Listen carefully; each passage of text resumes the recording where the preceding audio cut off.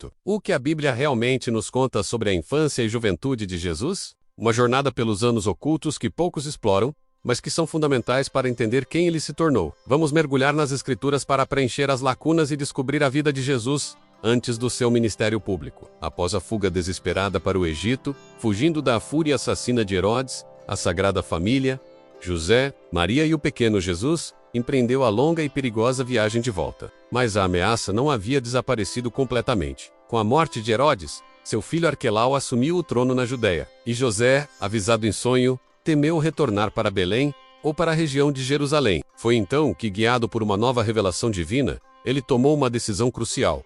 Eles se retirariam para as regiões da Galiléia, e assim, foram morar em uma pequena e obscura cidade, Nazaré. Mateus 2, versículo 23, nos revela o propósito divino por trás dessa escolha.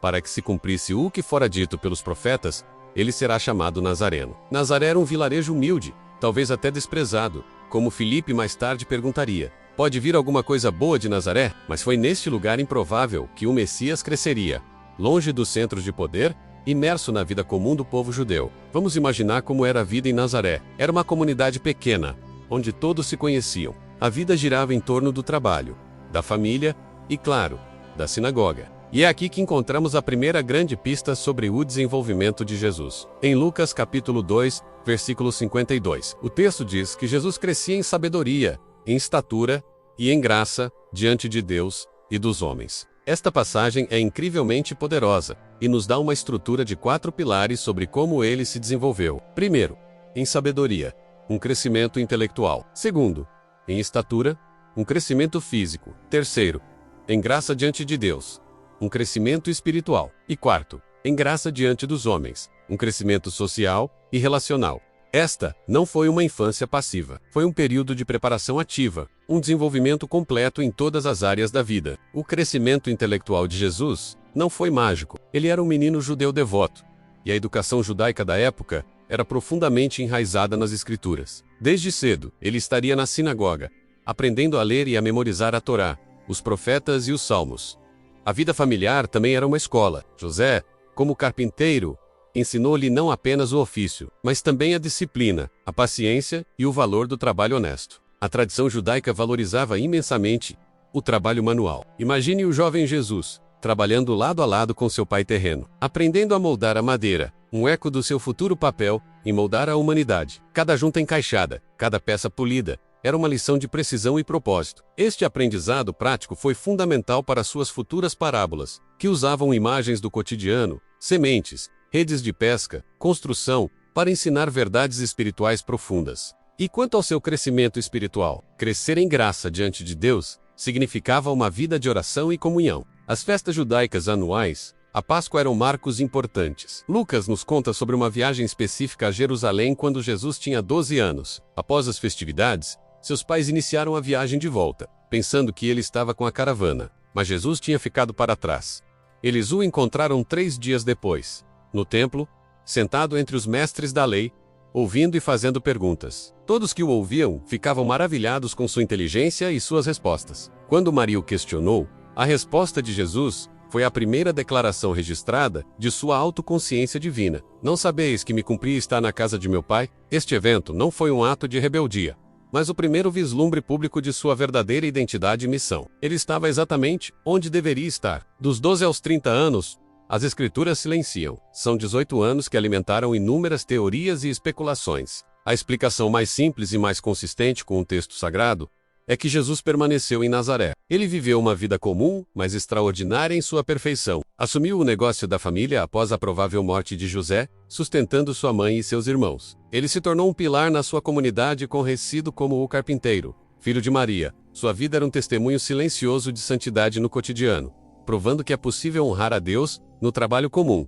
nas relações familiares e na vida comunitária. E então, o momento chegou. Com cerca de 30 anos, a idade em que os levitas começavam seu serviço no templo, Jesus deixou Nazaré. Ele viajou para o Rio Jordão, onde seu primo João Batista pregava o arrependimento. O batismo de Jesus não foi por necessidade de purificação, pois ele não tinha pecado. Foi um ato de identificação com a humanidade que veio salvar, e o início oficial de seu ministério público. O céu se abriu, o Espírito Santo desceu como uma pomba, e a voz do Pai declarou: "Este é o meu Filho amado, em quem me comprazo. A aprovação divina que o acompanhou durante toda a sua vida em Nazaré foi agora proclamada a todo mundo. O carpinteiro se tornava o mestre. O filho de José se revelava como o filho de Deus. Então, o que aprendemos com esses anos aparentemente silenciosos? Aprendemos que a preparação é tão importante quanto a ação. Aprendemos que Deus valoriza o crescimento constante em todas as áreas de nossa vida. A vida comum, o trabalho honesto e as relações familiares são palcos para o nosso desenvolvimento espiritual. A jornada de Jesus, de Nazaré ao ministério,